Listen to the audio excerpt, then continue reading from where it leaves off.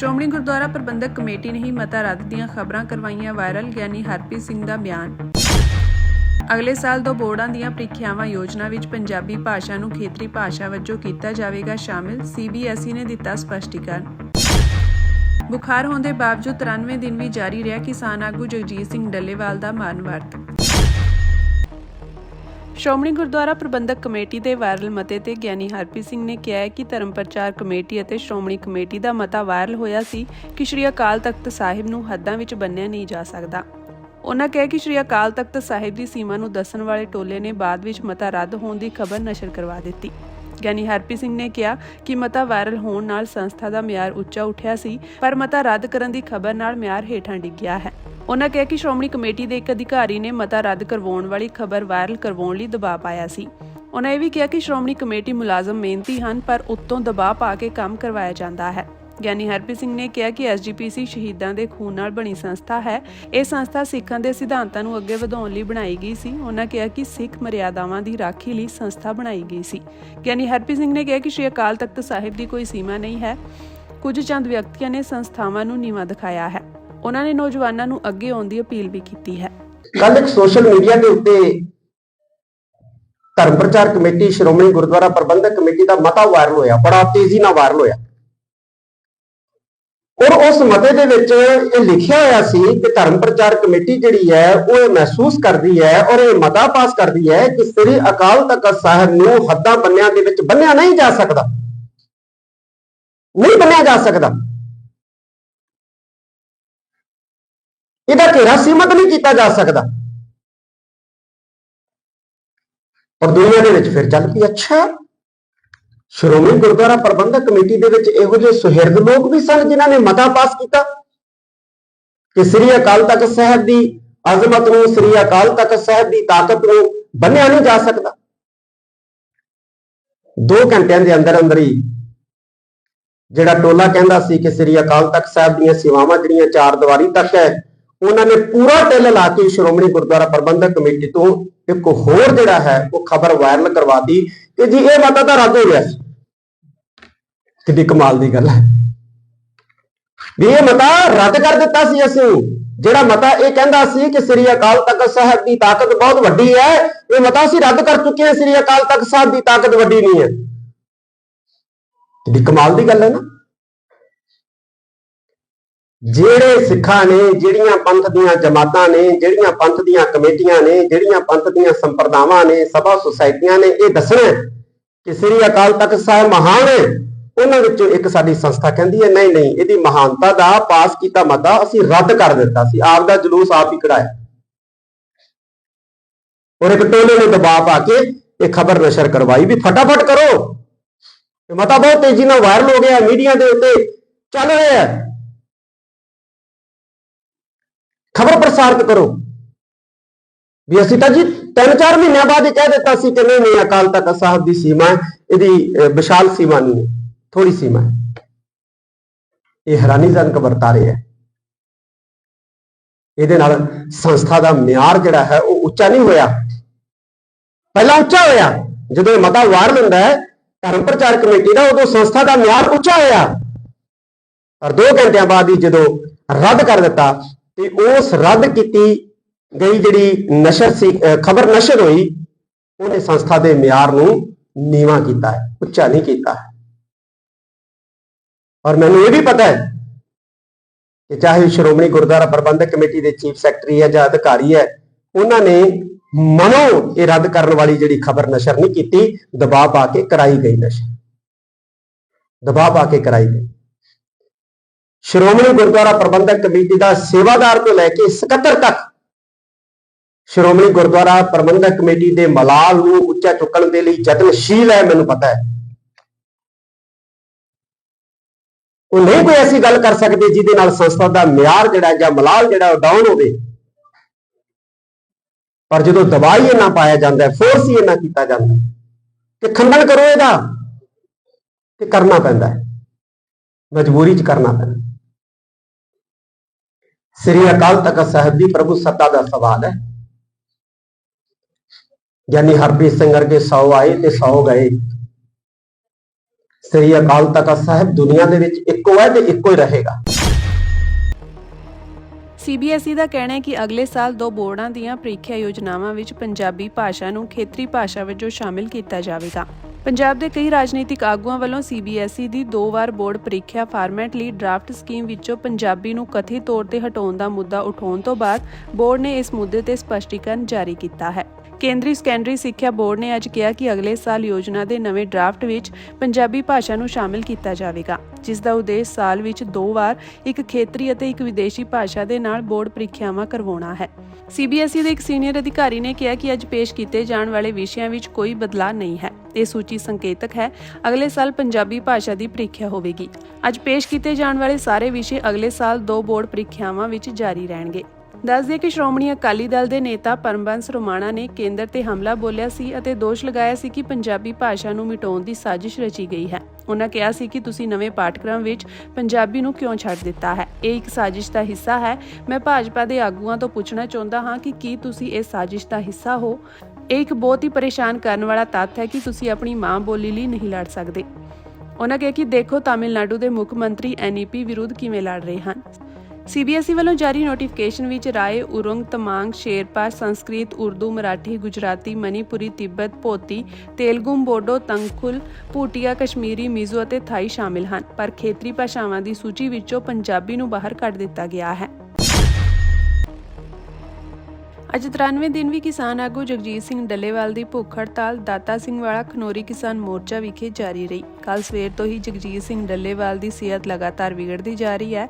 ਅੱਜ ਭੁੱਖ ਹੜਤਾਲ ਦੇ 93 ਦਿਨ ਸਵੇਰੇ 5 ਵਜੇ ਜਗਜੀਤ ਸਿੰਘ ਡੱਲੇਵਾਲ ਨੂੰ ਤੇਜ਼ ਬੁਖਾਰ ਹੋ ਗਿਆ। ਡਾਕਟਰਾਂ ਦੀ ਇੱਕ ਟੀਮ ਮੌਕੇ ਤੇ ਮੌਜੂਦ ਹੈ ਅਤੇ ਜਗਜੀਤ ਸਿੰਘ ਡੱਲੇਵਾਲ ਦੀ ਸਿਹਤ ਦੀ ਨਿਗਰਾਨੀ ਕਰ ਰਹੀ ਹੈ। ਤਾਜ਼ਾ ਮੈਡੀਕਲ ਰਿਪੋਰਟਾਂ ਵਿੱਚ ਜਗਜੀਤ ਸਿੰਘ ਡੱਲੇਵਾਲ ਦੇ ਪਿਸ਼ਾਬ ਦੀਆਂ ਰਿਪੋਰਟਾਂ ਵਿੱਚ ਕੀਟੋਨ ਰਿਪੋਰਟ ਪੋਜ਼ਿਟਿਵ ਦਿਖਾਈ ਗਈ ਹੈ, ਜੋ ਸਪਸ਼ਟ ਤੌਰ ਤੇ ਦਰਸਾਉਂਦੀ ਹੈ ਕਿ 93 ਦਿਨਾਂ ਤੋਂ ਕੁਝ ਖਾਣ ਪੀਣ ਨਾ ਕਾਰਨ ਉਹਨਾਂ ਦਾ ਸਰੀਰ ਅੰਦਰੋਂ ਆਪਣੇ ਆਪ ਨੂੰ ਖਾ ਰਿਹਾ ਹੈ।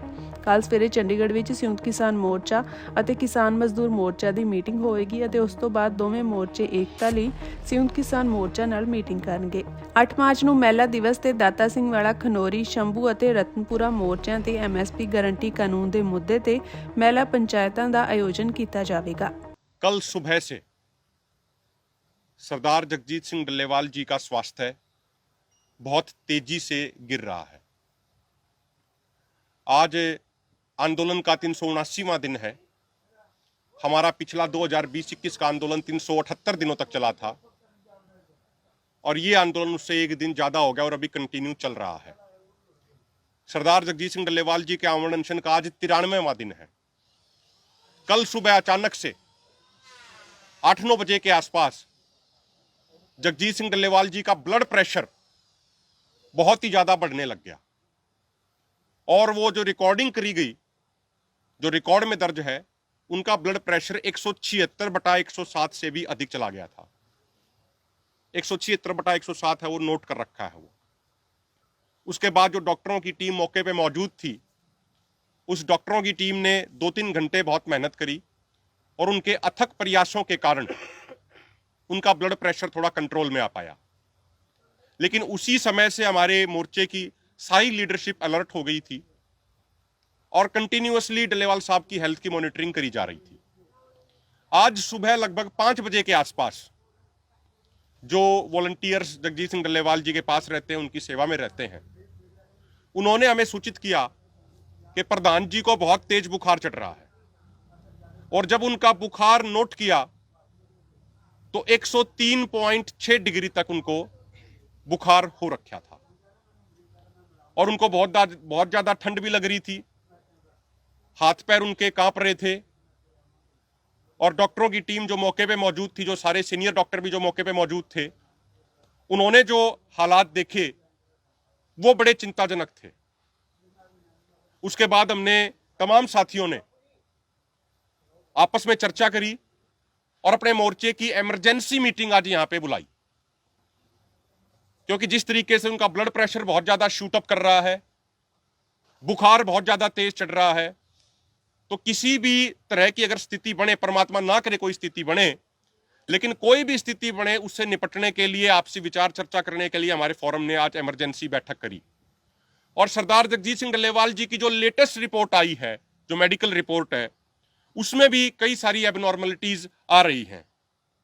जो उनका यूरिक एसिड है, जो नॉर्मल यूरिक एसिड होना चाहिए, उससे काफी ज्यादा बढ़ा हुआ आ रहा है।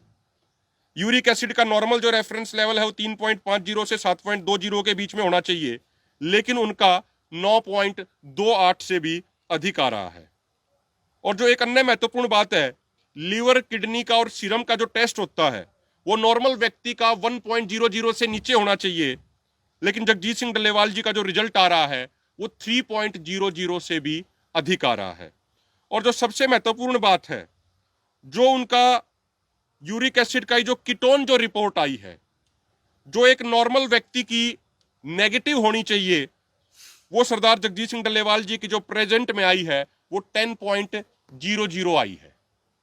और ये चीज क्लियर कर देता है, कुछ लोग, कुछ राजनीतिक कार्यकर्ता कुछ इस तरीके की बातें कर देते हैं कि भाई पता नहीं इतने लंबे दिन का अनशन कैसे चल रहा है, गलत तरीके की बातें करते हैं, दुष्प्रचार करने का प्रयास करते हैं। लेकिन जो ये medical report, latest medical report आई है, इसमें जो कीटोन का जो ये रिपोर्ट आई है, वो पॉजिटिव रिपोर्ट आई है यूरिक एसिड के अंदर, वो ऐसे लोगों के मुंह पे ताला लगाने का काम करती है। और इसे स्पष्ट हो जाता है, क्लियर हो जाता है, जब हमने डॉक्टरों से बात करी और भी जो विशेषज्ञों से बात करी, कि कीटोन बॉडी के अंदर जब ही बढ़ते हैं जब कोई व्यक्ति लंबे समय से भूखा रह रहा है, लंबे समय से वो स्टार्वेशन कर रहा है और उसका शरीर ही अंदर अपने शरीर को खा रहा होता है। तो ये रिपोर्ट सारी की सारी आज हमें आपके सामने रखनी थी।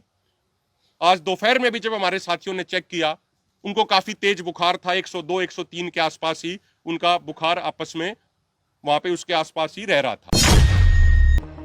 ਪੰਜਾਬ ਸਰਕਾਰ ਵੱਲੋਂ ਸੂਬੇ ਦੇ ਸਾਰੇ ਸਕੂਲਾਂ ਭਾਵੇਂ ਉਹ ਕਿਸੇ ਵੀ ਬੋਰਡ ਨਾਲ ਸੰਬੰਧਿਤ ਹੋਣ, ਉਹਨਾਂ ਲਈ ਪੰਜਾਬੀ ਨੂੰ ਮੁੱਖ ਤੇ ਲਾਜ਼ਮੀ ਵਿਸ਼ੇ ਵਜੋਂ ਪੜ੍ਹਾਉਣਾ ਲਾਜ਼ਮੀ ਕੀਤਾ ਗਿਆ ਹੈ। ਇਸ ਸੰਬੰਧੀ ਸਿੱਖਿਆ ਮੰਤਰੀ ਹਰਜੋਤ ਬੈਂਸ ਨੇ ਸਿੱਖਿਆ ਬੋਰਡਾਂ ਨੂੰ ਵੱਡੀ ਚੇਤਾਵਨੀ ਦਿੰਦਿਆਂ ਕਿਹਾ ਕਿ ਜੇਕਰ ਸਕੂਲਾਂ ਵਿੱਚ ਪੰਜਾਬੀ ਵਿਸ਼ਾ ਨਹੀਂ ਤਾਂ ਮਾਨਤਾ ਵੀ ਨਹੀਂ ਮਿਲਣੀ। ਉਹਨਾਂ ਚੇਤਾਵਨੀ ਦਿੰਦਿਆਂ ਆਖਿਆ ਕਿ ਪੰਜਾਬ ਵਿੱਚ ਪੰਜਾਬੀ ਪੜ੍ਹਾਉਣੀ ਹੀ ਪਵੇਗੀ, ਪੰਜਾਬੀ ਨਾ ਪੜ੍ਹਾਉਣ ਵਾਲੇ ਬੋਰਡਾਂ ਨੂੰ ਮਾਨਤਾ ਨਹੀਂ ਦਿੱਤੀ ਜਾਵੇਗੀ। ਪੰਜਾਬੀ ਨੂੰ ਮੁੱਖ ਤੇ ਲਾਜ਼ਮੀ ਵਿਸ਼ੇ ਵਜੋਂ ਪੜ੍ਹਾਉਣਾ ਲਾਜ਼ਮੀ ਹੈ। ਇਸ ਸੰਬੰਧੀ ਨੋਟੀਫਿਕੇਸ਼ਨ ਵੀ ਜਾਰੀ ਕਰ ਦਿੱਤਾ ਗਿਆ ਹੈ। ਦੱਸ ਦਈਏ ਕਿ ਇਹ ਰੂਲ 2009 ਤੋਂ ਹੀ ਲਾਗੂ ਹੈ ਕਿ ਕੋਈ ਵੀ ਬੋਰਡ ਉਦੋਂ ਤੱਕ 10ਵੀਂ ਦਾ ਸਰਟੀਫਿਕੇਟ ਜਾਰੀ ਨਹੀਂ ਕਰੇਗਾ ਜਦੋਂ ਤੱਕ ਵਿਦਿਆਰਥੀ 10ਵੀਂ ਪਾਸ ਨਹੀਂ ਕਰਦਾ। Punjab learning of Punjabi and other language act 2008 ਮੁਤਾਬਕ ਇਹੀ ਨਿਯਮ ਹੈ, ਪਰ ਹੁਣ ਸਿੱਖਿਆ ਮੰਤਰੀ ਨੇ ਇਸ ਨੂੰ ਲੈ ਕੇ ਸਖਤ ਚੇਤਾਵਨੀ ਦਿੱਤੀ ਹੈ। ਨੋਟੀਫਿਕੇਸ਼ਨ ਵਿੱਚ ਮੁੱਖ ਤੌਰ ਤੇ 3 ਨੁਕਤੇ ਹਨ ਕਿ ਕਿਸੇ ਵੀ ਵਿਦਿਆਰਥੀ ਨੂੰ 10ਵੀਂ ਜਮਾਤ ਵਿੱਚ ਪੰਜਾਬੀ ਪੜ੍ਹੇ ਬਿਨਾਂ ਪਾਸ ਨਹੀਂ ਕੀਤਾ ਜਾਵੇਗਾ। ਪੰਜਾਬੀ ਦੇ ਕਿਸੇ ਵੀ ਬੋਰਡ ਨਾਲ ਸੰਬੰਧਿਤ ਸਕੂਲ ਵਿੱਚ ਪੰਜਾਬੀ ਨੂੰ ਮੁੱਖ ਭਾਸ਼ਾ ਵਜੋਂ ਪੜ੍ਹਾਇਆ ਜਾਣਾ ਚਾਹੀਦਾ ਹੈ। ਇਨ੍ਹਾਂ ਹਦਾਇਤਾਂ ਦੀ ਉਲੰਘਣਾ ਕਰਨ ਵਾਲੇ ਸਕੂਲਾਂ ਵਿਰੁੱਧ ਪੰਜਾਬੀ ਅਤੇ ਹੋਰ ਭਾਸ਼ਾਵਾਂ ਸਿੱਖਿਆ ਐਕਟ 2008 ਅਤੇ ਸਮੇਂ-ਸਮੇਂ ਤੇ ਇਸ ਵਿੱਚ ਕੀਤੀਆਂ ਜਾਣ ਵਾਲੀਆਂ ਸੋਧਾਂ ਅਨੁਸਾਰ ਸਖਤ ਕਾਰਵਾਈ ਕੀਤੀ ਜਾਵੇਗੀ। ਲੁਧਿਆਣਾ ਤੋਂ ਜ਼ਿਮਨੀ ਚੋਣ ਵਿੱਚ ਆਮ ਆਦਮੀ ਪਾਰਟੀ ਨੇ ਸੰਜੀਵ ਅਰੋੜਾ ਨੂੰ ਉਮੀਦਵਾਰ ਬਣਾਇਆ ਹੈ, ਜਿਸ ਉੱਤੇ ਕੇਂਦਰੀ ਮੰਤਰੀ ਰਵਨੀਤ ਬਿੱਟੂ ਨੇ ਸਵਾਲ ਚੁੱਕੇ ਹਨ। ਰਵਨੀਤ ਬਿੱਟੂ ਨੇ ਕਿਹਾ ਕਿ ਸੰਜੀਵ ਅਰੋੜਾ ਨੂੰ ਵਧਾਈ ਦਿੰਦਾ ਹਾਂ ਕਿ ਉਹਨਾਂ ਦੀ ਪਾਰਟੀ ਨੇ ਟਿਕਟ ਦਿੱਤੀ ਹੈ, ਪਰ ਦੁੱਖ ਹੋਇਆ ਕਿ ਗੁਰਪ੍ਰੀਤ ਗੋਗੀ ਨੇ ਜੋ ਕੌਂਸਲਰ ਤੋਂ ਲੈ ਕੇ ਵਿਧਾਇਕ ਤੱਕ ਕੰਮ ਕੀਤਾ, ਪਰ ਉਹਨਾਂ ਦੇ ਪਰਿਵਾਰ ਨੂੰ ਅੱਖੋਂ ਪਰੋਕੇ ਕੀਤਾ ਜਾ ਰਿਹਾ ਹੈ। ਬਿੱਟੂ ਨੇ ਕਿਹਾ ਕਿ ਰਾਜ ਸਭਾ ਦੀ ਸੀਟ ਖਾਲੀ ਹੋਣ ਉੱਤੇ ਕੇਜਰੀਵਾਲ ਰਾਜ ਸਭਾ ਦਾ ਮੈਂਬਰ ਬਣੇਗਾ। ਉਹਨਾਂ ਨੇ ਕਿਹਾ ਕਿ ਜੇਕਰ ਸੰਜੀਵ ਅਰੋੜਾ ਜਿੱਤਦਾ ਹੈ ਫਿਰ ਉਹ ਕੇਜਰੀਵਾਲ ਰਾਜ ਸਭਾ ਵਿੱਚ ਜਾਵੇਗਾ, ਪਰ ਜੇਕਰ ਉਹ ਹਾਰ ਵੀ ਗਿਆ ਤਾਂ ਵੀ ਉਸ ਨੂੰ ਰਾਜ ਸਭਾ ਵਿੱਚ ਨਹੀਂ ਭੇਜਣਗੇ।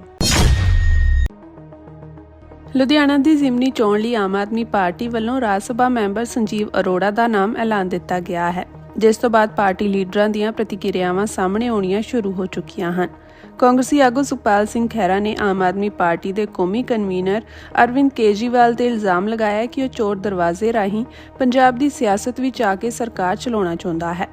ਉਹਨਾਂ ਕਿਹਾ ਕਿ ਲੁਧਿਆਣਾ ਵਿਖੇ ਗੁਰਪ੍ਰੀਤ ਗੋਗੀ ਦੀ ਮੌਤ ਤੋਂ ਬਾਅਦ ਜੋ ਸੀਟ ਖਾਲੀ ਹੋਈ ਸੀ, ਉਸ ਤੇ ਰਾਜ ਸਭਾ ਮੈਂਬਰ ਸੰਜੀਵ ਅਰੋੜਾ ਨੂੰ ਟਿਕਟ ਦਿੱਤੀ ਜਾ ਰਹੀ ਹੈ। ਕੇਜਰੀਵਾਲ ਸੰਜੀਵ ਅਰੋੜਾ ਨੂੰ ਲੁਧਿਆਣਾ ਦੀ ਸੀਟ ਦੇ ਕੇ ਖੁਦ ਰਾਜ ਸਭਾ ਮੈਂਬਰ ਬਣਨਾ ਚਾਹੁੰਦਾ ਹੈ। ਸੁਖਪਾਲ ਖਹਿਰਾ ਨੇ ਕਿਹਾ ਕਿ ਪੰਜਾਬ ਬਹਾਦਰ ਤੇ ਨੀਡਰ ਲੋਕਾਂ ਦੀ ਧਰਤੀ ਹੈ ਤੇ ਇਤਿਹਾਸ ਇਸ ਦਾ ਗਵਾਹ ਹੈ, ਪਰ ਅੱਜ ਪੰਜਾਬ ਤੇ ਭਗਵੰਤ ਮਾਨ ਵਰਗਾ ਨਸ਼ੇੜੀ ਰਾਜ ਕਰ ਰਿਹਾ ਹੈ ਤੇ ਕੇਜਰੀਵਾਲ ਵਰਗਾ ਸਿਆਸਤ ਦਾ ਭੁੱਖਾ ਤੇ ਗੈਰ ਪੰਜਾਬੀ, ਜਿਸ ਨੂੰ ਪੰਜਾਬੀ ਬੋਲਣੀ ਤੱਕ ਨਹੀਂ ਆਉਂਦੀ, ਉਹ ਚੋਰ ਦਰਵਾਜ਼ੇ ਰਾਹੀਂ ਪੰਜਾਬ ਦੀ ਕਮਾਨ ਆਪਣੇ ਹੱਥ ਲੈਣ ਦੀ ਸਾਜ਼ਿਸ਼ ਰਚ ਰਿਹਾ ਹੈ।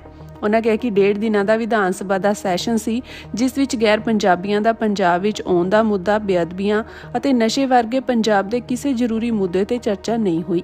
ਉਹਨਾਂ ਕਿਹਾ ਕਿ ਪੰਜਾਬ ਵਿੱਚ ਗੈਰ ਪੰਜਾਬੀਆਂ ਲਈ ਨਿਯਮ ਬਣਾਏ ਜਾਣ, ਜਿਸ ਤਰ੍ਹਾਂ ਉੱਤਰਾਖੰਡ ਵਿੱਚ ਬਣਾਏ ਗਏ ਹਨ। ਸਾਡਾ ਪਾਕਿਸਤਾਨ ਨਾਲ ਲਾਂਘਾ ਖੋਲ੍ਹਿਆ ਜਾਵੇ, ਪੰਜਾਬ ਦੇ ਧੀਆਂ ਪੁੱਤਾਂ ਨੂੰ ਚੰਗੀ ਸਿੱਖਿਆ ਤੇ ਰੁਜ਼ਗਾਰ ਮਿਲੇ, ਇਸ ਲਈ ਸਾਨੂੰ ਸੰਘਰਸ਼ ਕਰਨਾ ਪਵੇਗਾ। ਉਹਨਾਂ ਕਿਹਾ ਕਿ ਜੇਕਰ ਕੇਜਰੀਵਾਲ ਪੰਜਾਬ ਰਾਜ ਸਭਾ ਮੈਂਬਰ ਬਣਦਾ ਹੈ ਤਾਂ ਇਹ ਪੰਜਾਬ ਲਈ ਸ਼ਰਮ ਵਾਲੀ ਗੱਲ ਹੋਵੇਗੀ। ਇਸ ਲਈ ਉਹਨਾਂ ਪੰਜਾਬ ਨਿਵਾਸੀਆਂ ਨੂੰ ਅਪੀਲ ਕੀਤੀ ਕਿ ਆਮ ਆਦਮੀ ਪਾਰਟੀ ਦੀ ਇਸ ਸਾਜ਼ਿਸ਼ ਦਾ ਡਟ ਕੇ ਵਿਰੋਧ ਕੀਤਾ ਜਾਵੇ। ਦੱਸਣਯੋਗ ਹੈ ਕਿ ਵਿਧਾਇਕ ਗੁਰਪ੍ਰੀਤ ਗੋਗੀ ਦੀ ਇਸ ਸਾਲ 10 ਜਨਵਰੀ ਦੀ ਰਾਤ ਘਰ ਵਿੱਚ ਗੋਲੀ ਲੱਗਣ ਕਾਰਨ ਮੌਤ ਹੋ ਗਈ ਸੀ। ਉਹਨਾਂ ਦੇ ਅਕਾਲ ਚਲਾਣੇ ਕਰਕੇ ਲੁਧਿਆਣਾ ਪੱਛਮੀ ਹਲਕੇ ਦੀ ਸੀਟ ਖਾਲੀ ਹੋ ਗਈ ਸੀ। ਦਿੱਲੀ ਦੀਆਂ ਚੋਣਾਂ ਤੋਂ ਪਹਿਲਾਂ ਮਰਹੂਮ ਵਿਧਾਇਕ ਗੁਰਪ੍ਰੀਤ ਗੋਗੀ ਦੀ ਪਤਨੀ ਵੱਲੋਂ ਇਸ ਸੀਟ ਉੱਤੇ ਦਾਅਵੇਦਾਰੀ ਕੀਤੀ ਜਾ ਰਹੀ ਸੀ ਅਤੇ ਪਾਰਟੀ ਵੱਲੋਂ ਵੀ ਉਹਨਾਂ ਨੂੰ ਆਪਣਾ ਉਮੀਦਵਾਰ ਐਲਾਨੇ ਜਾਣ ਦੀਆਂ ਚਰਚਾਵਾਂ ਵੀ ਸੁਣਨ ਨੂੰ ਮਿਲ ਰਹੀਆਂ ਸਨ। ਅਸ਼ੋਕ ਪਰਾਸਰ ਪੱਪੀ ਨੇ ਸੰਜੀਵ ਅਰੋੜਾ ਨੂੰ ਉਮੀਦਵਾਰ ਬਣਾਏ ਜਾਣ ਉੱਤੇ ਕਿਹਾ ਕਿ ਪਾਰਟੀ ਦਾ ਫੈਸਲਾ ਸਭ ਨੂੰ ਮਨਜ਼ੂਰ ਹੈ। ਉਹਨਾਂ ਕਿਹਾ ਕਿ ਮਰਹੂਮ ਵਿਧਾਇਕ ਗੁਰਪ੍ਰੀਤ ਗੋਗੀ ਦੀ ਪਤਨੀ ਇੱਕ ਕਾਬਿਲ ਔਰਤ ਹੈ, ਉਹਨਾਂ ਨੂੰ ਵੀ ਕਿਤੇ ਹੋਰ ਐਡਜਸਟ ਕਰਨ ਦੀ ਪੂਰੀ ਕੋਸ਼ਿਸ਼ ਕੀਤੀ ਜਾਵੇਗੀ। ਪਾਰਟੀ ਨੇ ਕਈ ਸਮੀਕਰਨ ਦੇਖ ਕੇ ਹੀ ਆਪਣਾ ਉਮੀਦਵਾਰ ਐਲਾਨਿਆ ਹੈ। ਸੰਜੀਵ ਅਰੋੜਾ ਇੱਕ ਮਜ਼ਬੂਤ ਦਾਅਵੇਦਾਰ ਹਨ। ਛੋਟੀ ਜੀ ਕਹਾਵਤ ਹੈ ਕਿ ਬਿੱਲੀ ਥੈਲੇ ਤੋਂ ਬਾਹਰ ਆ ਗਈ। ਤੁਸੀਂ ਸਭ ਨੇ ਤਕਰੀਬਨ ਹੁਣ ਪੜਿਆ ਹੋਣਾ ਵਾ, ਅਖਬਾਰਾਂ 'ਚ ਵੀ ਆ ਗਿਆ ਵਾ ਕਿ ਕੇਜਰੀਵਾਲ ਪੰਜਾਬ ਦੇ ਵਿੱਚ ਇੱਕ ਰਾਜ ਸਭਾ ਦੇ ਮੈਂਬਰ ਨੂੰ ਲਾਲਚ ਦੇ ਕੇ, ਜਿਹਨੂੰ ਅੰਗਰੇਜ਼ੀ 'ਚ ਕਹਿੰਦੇ ਕਿ ਬ੍ਰਾਈਬ ਕਰਕੇ, ਸੰਜੀਵ ਅਰੋੜਾ ਰਾਜ ਸਭਾ ਦਾ ਮੈਂਬਰ ਪਹਿਲਾਂ ਪੰਜਾਬ 'ਚ ਚੁਣ ਕੇ ਗਿਆ, ਬੜਾ ਅਮੀਰ ਆਦਮੀ ਲੁਧਿਆਣੇ ਦਾ, ਉਹਦੇ ਤੇ ਉਹਨੂੰ ਲਾਲਚ ਦੇ ਕੇ, ਦਬਾਅ ਪਾ ਕੇ ਉਹਨੂੰ ਕਿਹਾ ਜਾ ਰਿਹਾ ਆਮ ਆਦਮੀ ਪਾਰਟੀ ਵੱਲੋਂ ਕਿ ਤੂੰ ਜਿਹੜੀ ਲੁਧਿਆਣਾ ਵੈਸਟ ਦੀ ਜਿਮਨੀ ਚੋਣ ਹੋਣ ਜਾ ਰਹੀ ਆ, ਜਿੱਥੇ ਆਮ ਆਦਮੀ ਪਾਰਟੀ ਦਾ ਐਮਐਲਏ ਮਰ ਗਿਆ ਸੀ ਪਿੱਛੇ ਕੁਝ ਸਮਾਂ ਪਹਿਲਾਂ, ਗੁਰਪ੍ਰੀਤ ਸਿੰਘ ਗੋਗੀ, ਉਸ ਜਿਹੜੀ ਸੀਟ ਖਾਲੀ ਹੋਈ ਆ ਉਹਦੀ ਜਿਮਨੀ ਚੋਣ 6 ਮਹੀਨੇ ਦੇ ਵਿੱਚ ਹੋਣੀ ਆ। ਤੇ ਕੇਜਰੀਵਾਲ ਨੇ ਜਿਸ ਤਰ੍ਹਾਂ ਦਾ ਸ਼ਾਤਰ ਲੀਡਰ ਹੈ, ਹੁਸ਼ਿਆਰ ਲੀਡਰ ਆ, ਉਹਨੇ ਸੋਚਿਆ ਕਿ ਕਿਉਂ ਨਾ ਸੰਜੀਵ ਸ਼ਰਮਾ ਨੂੰ ਮੈਂ ਜਿਮਨੀ ਚੋਣ 'ਚ ਉਤਾਰ ਦਿਆਂ ਔਰ ਸਾਰੀ ਸਰਕਾਰੀ ਤਾਕਤ ਸ਼ਕਤੀ ਜਿਵੇਂ ਜਿਮਨੀ ਚੋਣਾਂ ਸਰਕਾਰਾਂ ਕਰਦੀਆਂ ਝੋਕ ਕੇ ਇਹਨੂੰ ਉੱਥੋਂ ਐਮਐਲਏ ਬਣਾ ਦਿਆਂ ਤੇ ਬਾਅਦ 'ਚ ਉਹਨੂੰ ਲਾਲਚ ਦਿੱਤਾ ਹੋਣਾ ਡੈਫੀਨੇਟਲੀ ਕਿ ਤੈਨੂੰ ਮਿਨਿਸਟਰ ਬਣਾ ਦਿਆਂਗੇ ਪੰਜਾਬ ਸਰਕਾਰ ਦੇ ਵਿੱਚ, ਔਰ ਉਹਦੀ ਜਿਹੜੀ ਸੀਟ ਖਾਲੀ ਹੋਵੇਗੀ ਰਾਜ ਸਭਾ ਦੀ, ਉਹ ਕੇਜਰੀਵਾਲ ਸਾਹਿਬ ਲੈਣਾ ਚਾਹੁੰਦੇ ਨੇ। ਆਪ ਖੁਦ ਰਾਜ ਸਭਾ ਦਾ ਪੰਜਾਬ 'ਚੋਂ ਮੈਂਬਰ ਬਣਨਾ ਚਾਹੁੰਦੇ ਨੇ।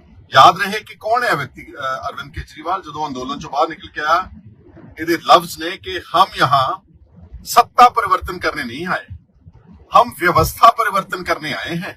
मतलब कि ਅਸੀਂ ਸੱਤਾ ਦੇ ਲਾਲਚੀ ਨਹੀਂ ਗਏ, ਅਸੀਂ ਤਾਂ ਇੱਕ ਸਿਚੁਏਸ਼ਨ ਜੋ ਦੇਸ਼ ਵਿੱਚ ਇਸ ਵਕਤ ਪੋਲੀਟੀਕਲ ਕਲਚਰ ਤੈਸ਼ ਨੈਸ਼ ਹੋਇਆ ਪਿਆ, ਉਹਨੂੰ ਅਸੀਂ ਠੀਕ ਠਾਕ ਕਰਾਂਗੇ। ਚਲੋ ਉਹਨੂੰ ਤਾਂ ਕੀ ਠੀਕ ਕਰਨਾ ਸੀ, ਇਹਨਾਂ ਨੇ ਪਿਛਲੇ 10 ਸਾਲਾਂ 'ਚ ਲੁੱਟ ਖਸੁੱਟ ਕੀਤੀ, ਇਹਨਾਂ ਨੇ ਸ਼ਰਾਬ ਦੇ ਘੁਟਾਲੇ 'ਚ ਫਸ ਚੁੱਕੇ ਨੇ, ਜੇਲ੍ਹਾਂ ਜਾ ਚੁੱਕੇ ਨੇ, ਸ਼ੀਸ਼ ਮਹਿਲ ਵਰਗੇ ਇਲਜ਼ਾਮ ਇਹਨਾਂ ਤੇ ਠੁੱਕ ਚੁੱਕੇ ਨੇ।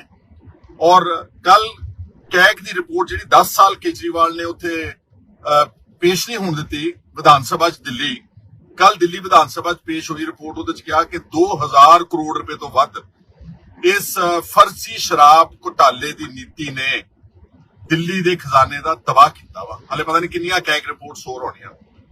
ਔਰ ਇਹ ਉਹ ਵਿਅਕਤੀ ਹੁਣ ਇੱਕ ਦਿਨ ਵੀ ਸੱਤਾ ਤੋਂ ਬਾਹਰ ਨਹੀਂ ਹੋ ਸਕਦਾ, ਕਿਉਂਕਿ ਦਿੱਲੀ ਦੇ ਲੋਕਾਂ ਨੇ ਰਿਜੈਕਟ ਕਰਤਾ। ਇਹੀ ਕਹਿੰਦਾ ਸੀਗਾ ਨਾ ਕਿ मैं तो अब मुख्यमंत्री तब बनूंगा जब दिल्ली के लोग मेरे को इस कुर्सी पे बिठाएंगे। वो कुर्सी रहेगी खाली। मुख्यमंत्री तो उन्होंने की बनाना सीगा, उन्होंने केजरीवाल ही हरा दिता, मतलब जड़ पुट दी इस बंदे दी। ਸ਼੍ਰੋਮਣੀ ਅਕਾਲੀ ਦਲ ਦੇ ਸੀਨੀਅਰ ਆਗੂ ਵਿਕਰਮ ਸਿੰਘ ਮਜੀਠੀਆ ਨੇ ਵੀ ਸੰਜੀਵ ਅਰੋੜਾ ਨੂੰ ਉਮੀਦਵਾਰ ਬਣਾਏ ਜਾਣ ਤੇ ਆਪਣੇ ਟਵਿੱਟਰ ਅਕਾਊਂਟ ਐਕਸ ਰਾਹੀਂ ਨਿਸ਼ਾਨਾ ਬਣਾਉਂਦਿਆਂ ਕਿਹਾ ਕਿ ਅਰਵਿੰਦ ਕੇਜਰੀਵਾਲ ਦੀ ਸੱਤਾ ਲਈ ਲਾਲਸਾ ਬੇਨਕਾਬ ਹੋ ਗਈ ਹੈ। ਆਮ ਆਦਮੀ ਪਾਰਟੀ ਨੇ ਰਾਜ ਸਭਾ ਮੈਂਬਰ ਸੰਜੀਵ ਅਰੋੜਾ ਨੂੰ ਲੁਧਿਆਣਾ ਪੱਛਮੀ ਤੋਂ ਉਮੀਦਵਾਰ ਬਣਾ ਦਿੱਤਾ ਹੈ। ਹੁਣ ਉਹਨਾਂ ਦੀ ਰਾਜ ਸਭਾ ਸੀਟ ਖਾਲੀ ਕਰਵਾ ਕੇ ਅਰਵਿੰਦ ਕੇਜਰੀਵਾਲ ਜਮਨੀਤ ਸਿਸੋਦੀਆ ਨੂੰ ਪੰਜਾਬ ਤੋਂ ਰਾਜ ਸਭਾ ਮੈਂਬਰ ਬਣਾਇਆ ਜਾਵੇਗਾ। ਇੱਕ ਵਾਰ ਫਿਰ ਪੰਜਾਬ ਨੂੰ ਦਿੱਲੀ ਵਾਸਤੇ ਕੁਰਬਾਨੀ ਦੇਣ ਲਈ ਤਿਆਰ ਕੀਤਾ ਜਾ ਰਿਹਾ ਹੈ। ਦਿੱਲੀ ਦੀ ਅਧੀਨਗੀ ਪੰਜਾਬ ਨੂੰ ਬਰਬਾਦ ਕਰ ਰਹੀ ਹੈ, ਪਰ ਭਗਵੰਤ ਮਾਨ ਜੀ ਕਹਿੰਦੇ ਕੋਈ ਗੱਲ ਨਹੀਂ, ਦਿੱਲੀ ਵਾਲੇ ਖੁਸ਼ ਹੋਣੇ ਚਾਹੀਦੇ ਹਨ, ਪੰਜਾਬ ਦਾ ਕੀ ਹੈ। ਮਜੀਠੀਆ ਨੇ ਕਿਹਾ ਕਿ ਮੌਜੂਦਾ ਰਾਜ ਸਭਾ ਐਮਪੀ ਸੰਜੀਵ ਅਰੋੜਾ ਨੂੰ ਪਾਰਟੀ ਨੇ ਲੁਧਿਆਣਾ ਪੱਛਮੀ ਹਲਕੇ ਤੋਂ ਪਾਰਟੀ ਉਮੀਦਵਾਰ ਬਣਾਇਆ ਹੈ ਤਾਂ ਜੋ ਕੇਜਰੀਵਾਲ ਦਾ ਰਾਜ ਸਭਾ ਵਿੱਚ ਦਾਖਲਾ ਯਕੀਨੀ ਬਣਾਇਆ ਜਾ ਸਕੇ। ਉਹਨਾਂ ਕਿਹਾ ਕਿ ਆਮ ਆਦਮੀ ਪਾਰਟੀ ਚਾਹੁੰਦੀ ਹੈ ਕਿ ਪੂਰੀ ਧੱਕੇਸ਼ਾਹੀ ਕਰਕੇ ਸੰਜੀਵ ਅਰੋੜਾ ਨੂੰ ਵਿਧਾਨ ਸਭਾ ਲਈ ਚੁਣ ਲਿਆ ਜਾਵੇ ਤਾਂ ਜੋ ਸੂਬੇ ਤੋਂ ਰਾਜ ਸਭਾ ਦੀ ਇੱਕ ਸੀਟ ਖਾਲੀ ਹੋ ਜਾਵੇ। ਉਹਨਾਂ ਕਿਹਾ ਕਿ ਕੇਜਰੀਵਾਲ ਇਸ ਨਾਲ ਦੋਹਰਾ ਫਾਇਦਾ ਲੈਣਾ ਚਾਹੁੰਦੇ ਹਨ। ਇੱਕ ਤਾਂ ਕੌਮੀ ਰਾਜਧਾਨੀ ਵਿੱਚ ਉਹਨਾਂ ਨੂੰ ਆਪਣੇ ਨਾਂ ਤੇ ਸਰਕਾਰੀ ਬੰਗਲਾ ਮਿਲ ਜਾਵੇਗਾ ਅਤੇ MP ਵਜੋਂ ਤਨਖਾਹਾਂ, ਭੱਤੇ ਤੇ ਸੱਤਾ ਦਾ ਲਾਭ ਮਿਲੇਗਾ। ਅਰਵਿੰਦ ਕੇਜਰੀਵਾਲ ਵੱਲੋਂ ਬਣਾਈ ਯੋਜਨਾ ਅਨੁਸਾਰ ਕੰਮ ਸ਼ੁਰੂ ਹੋ ਗਿਆ ਹੈ। ਮਜੀਠੀਆ ਨੇ ਅੱਗੇ ਕਿਹਾ ਕਿ ਜੇਕਰ ਕੇਜਰੀਵਾਲ ਰਾਜ ਸਭਾ ਮੈਂਬਰ ਬਣ ਜਾਂਦਾ ਹੈ ਤਾਂ ਉਹ ਅੰਡਰ ਕਵਰ ਮੁੱਖ ਮੰਤਰੀ ਬਣ ਕੇ ਪੰਜਾਬ ਨੂੰ ਕੰਟਰੋਲ ਕਰੇਗਾ। ਚਿਹਰਾ ਭਗਵੰਤ ਮਾਨ ਦਾ ਹੋਵੇਗਾ ਪਰ ਕੰਟਰੋਲ ਕੇਜਰੀਵਾਲ ਦਾ ਹੋਵੇਗਾ। ਇਸ ਤੋਂ ਬਾਅਦ ਦਿੱਲੀ ਦੇ ਲੋਕ ਅਜਿਹੀ ਸਥਿਤੀ ਪੈਦਾ ਕਰਨਗੇ ਕਿ ਭਗਵੰਤ ਮਾਨ ਸਾਹਿਬ ਨੂੰ ਕਿਸੇ ਨਾ ਕਿਸੇ ਬਹਾਨੇ ਹਟਾ ਦਿੱਤਾ ਜਾਵੇਗਾ ਅਤੇ ਅਰਵਿੰਦ ਕੇਜਰੀਵਾਲ ਖੁਦ ਮੁੱਖ ਮੰਤਰੀ ਬਣ ਜਾਣਗੇ। ਕੈਨੇਡਾ ਨੇ ਅਮਰੀਕਾ ਤੋਂ ਬਾਅਦ ਆਪਣੇ ਇਮੀਗ੍ਰੇਸ਼ਨ ਨਿਯਮਾਂ ਵਿੱਚ ਬਦਲਾਅ ਕਰ ਦਿੱਤੇ ਹਨ। ਇਸ ਬਦਲਾਅ ਨਾਲ ਭਾਰਤੀ ਵਿਦਿਆਰਥੀਆਂ ਅਤੇ ਕੰਮਕਾਜੀ ਲੋਕਾਂ ਤੇ ਪ੍ਰਭਾਵ ਪੈਣ ਦੀ ਉਮੀਦ ਹੈ। ਇਹ ਨਵੇਂ ਨਿਯਮ ਫਰਵਰੀ ਦੀ ਸ਼ੁਰੂਆਤ ਤੋਂ ਲਾਗੂ ਹੋ ਗਏ ਹਨ ਅਤੇ ਕੈਨੇਡੀਅਨ ਸਰਹੱਦੀ ਅਧਿਕਾਰੀਆਂ ਨੂੰ ਵਿਦਿਆਰਥੀਆਂ, ਕਾਮਿਆਂ ਅਤੇ ਪ੍ਰਵਾਸੀਆਂ ਦੇ ਵੀਜ਼ੇ ਕਿਸੇ ਵੀ ਸਮੇਂ ਬਦਲਣ ਦੀ ਸ਼ਕਤੀ ਦਿੰਦੇ ਹਨ। ਇਸ ਦਾ ਮਤਲਬ ਹੈ ਕਿ ਕੈਨੇਡੀਅਨ ਅਧਿਕਾਰੀ ਕਿਸੇ ਵੀ ਸਮੇਂ ਅਧਿਐਨ ਅਤੇ ਵਰਕ ਪਰਮਿਟ ਵੀਜ਼ਾ ਰੱਦ ਕਰ ਸਕਦੇ ਹਨ। ਦੱਸ ਦਈਏ ਕਿ ਸਰਹੱਦੀ ਅਧਿਕਾਰੀ ਹੁਣ ਵਰਕ ਪਰਮਿਟ ਅਤੇ ਵਿਦਿਆਰਥੀ ਵੀਜ਼ਾ ਸਮੇਤ ਦਸਤਾਵੇਜ਼ ਰੱਦ ਕਰ ਸਕਦੇ ਹਨ। ਹਾਲਾਂਕਿ ਪਰਮਿਟ ਅਤੇ ਵੀਜ਼ਾ ਰੱਦ ਕਰਨ ਲਈ ਕੁਝ ਦਿਸ਼ਾ ਨਿਰਦੇਸ਼ਾਂ ਦੀ ਪਾਲਣਾ ਕਰਨ ਦੀ ਲੋੜ ਹੁੰਦੀ ਹੈ।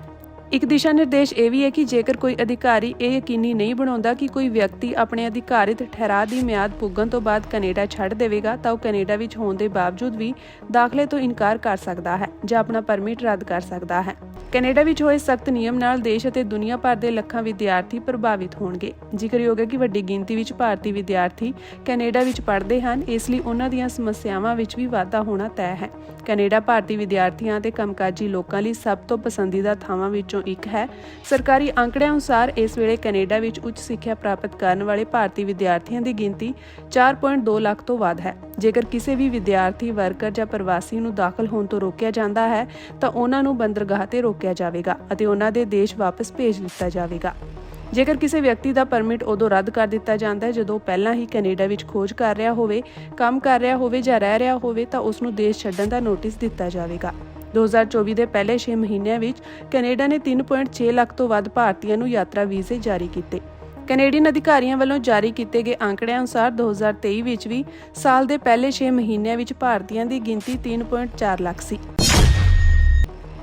ਸੋਸ਼ਲ ਮੀਡੀਆ ਮੰਚ ਐਕਸ ਤੇ ਇੱਕ ਪੋਸਟ ਬਹੁਤ ਫੈਲ ਰਹੀ ਹੈ ਜਿਸ ਵਿੱਚ ਇੱਕ ਯੂਜ਼ਰ ਨੇ ਦੁਨੀਆ ਦੇ ਸਭ ਤੋਂ ਅਮੀਰ ਵਿਅਕਤੀ ਐਲਨ ਮਸਕ ਦੇ AI ਮੰਚ ਗਰੋਗ ਨੂੰ ਇੱਕ ਅਜਿਹਾ ਸਵਾਲ ਪੁੱਛ ਲਿਆ ਜੋ ਸਿੱਖਾਂ ਲਈ ਸੱਚਮੁੱਚ ਮਾਣ ਵਾਲੀ ਗੱਲ ਹੈ। ਗੁਰਕਰਨ ਗਿੱਲ ਨਾਂ ਦੇ ਇੱਕ ਹੈਂਡਲ ਤੋਂ ਐਕਸ ਤੇ ਹਾਲ ਹੀ ਵਿੱਚ ਪਾਈ ਇੱਕ ਪੋਸਟ ਵਾਇਰਲ ਹੋ ਰਹੀ ਹੈ ਜਿਸ ਵਿੱਚ ਗਰੋਗ ਨੂੰ ਪੁੱਛਿਆ ਗਿਆ ਕਿ ਜੇਕਰ ਤੁਹਾਨੂੰ ਧਰਤੀ ਉੱਤੇ ਰਾਜ ਕਰਨ ਲਈ ਇੱਕ ਧਾਰਮਿਕ ਸਰਵਉੱਚਤਾ ਦੀ ਚੋਣ ਕਰਨੀ ਪਵੇ ਤਾਂ ਤੁਸੀਂ ਸਿੱਖ, ਈਸਾਈ, ਇਸਲਾਮ, ਯਹੂਦੀ, ਹਿੰਦੂ ਜਾਂ ਕਿਸੇ ਹੋਰ ਪ੍ਰਮੁੱਖ ਧਾਰਮਿਕ ਸਮੂਹ ਚੋਂ ਕਿਸ ਨੂੰ ਚੁਣੋਗੇ। ਗਰੋਗ ਦਾ ਦਿਲਚਸਪ ਜਵਾਬ ਸੀ ਕਿ ਇਹ ਮੁਸ਼ਕਿਲ ਸਵਾਲ ਹੈ। ਜੇਕਰ ਮੈਨੂੰ ਧਰਤੀ ਤੇ ਵਾਗਡੋਰ ਸੰਭਾਲਣ ਦੇ ਲਈ ਕਿਸੇ ਧਰਮ ਨੂੰ ਚੁਣਨਾ ਪਿਆ ਤਾਂ ਮੈਂ ਸਿੱਖ ਧਰਮ ਨੂੰ ਚੁਣਾਂਗਾ। ਇਹੀ ਨਹੀਂ, ਇਸ ਵਿੱਚ ਕਾਰਨ ਵੀ ਦੱਸਿਆ ਗਿਆ ਹੈ ਕਿ ਸਿੱਖ ਧਰਮ ਦੇ ਸਿਧਾਂਤ ਦੁਨੀਆ ਵਿੱਚ ਸਭ ਤੋਂ ਬਿਹਤਰ ਹਨ। ਗਰੋਗ AI ਅਨੁਸਾਰ ਸਿੱਖ ਧਰਮ ਵਿੱਚ ਇਨਸਾਨੀਅਤ ਦੀਆਂ ਬੁਨਿਆਦੀ ਭਾਵਨਾਵਾਂ ਹਨ, ਜਿਵੇਂ ਸਾਰਿਆਂ ਲਈ ਬਰਾਬਰੀ, ਕੋਈ ਜਾਤ-ਪਾਤ ਦਾ ਰੌਲਾ ਨਹੀਂ ਅਤੇ ਲੋਕਾਂ ਦੀ ਸੇਵਾ, ਜਿਵੇਂ ਕਿ ਗੁਰਦੁਆਰਾ ਸਾਹਿਬਾਨਾਂ ਵਿੱਚ ਮੁਫਤ ਭੋਜਨ। ਸਿੱਖ ਧਰਮ ਹੋਰਨਾਂ ਧਰਮਾਂ ਦੇ ਲੋਕਾਂ ਤੇ ਦਬਦਬਾ ਬਣਾਉਣ 'ਚ ਨਹੀਂ ਬਲਕਿ ਲੋਕਾਂ ਨਾਲ ਮਿਲਵਰਤਨ ਵਿੱਚ ਰਹਿਣ ਤੇ ਵਧੇਰੇ ਜ਼ੋਰ ਦਿੰਦਾ ਹੈ। ਇਸ ਤੋਂ ਇਲਾਵਾ ਸਿੱਖ ਧਰਮ ਵਿੱਚ ਮੂਰਤੀ ਪੂਜਾ ਦੀ ਬਜਾਏ ਇੱਕ ਰੱਬ ਤੇ ਧਿਆਨ ਕੇਂਦਰਿਤ ਕਰਨਾ ਇਸ ਨੂੰ ਸਰਲ ਰੱਖਦਾ ਹੈ, ਜੋ ਛੋਟੇ-ਮੋਟੇ ਝਗੜਿਆਂ ਨੂੰ ਘਟਾ ਸਕਦਾ ਹੈ। ਜਵਾਬ 'ਚ ਅੱਗੇ ਕਿਹਾ ਗਿਆ ਹੈ ਕਿ ਸਿੱਖ ਧਰਮ ਨੂੰ ਅੱਖਾਂ ਬੰਦ ਕਰਕੇ ਚੁਣਿਆ ਜਾ ਸਕਦਾ ਹੈ।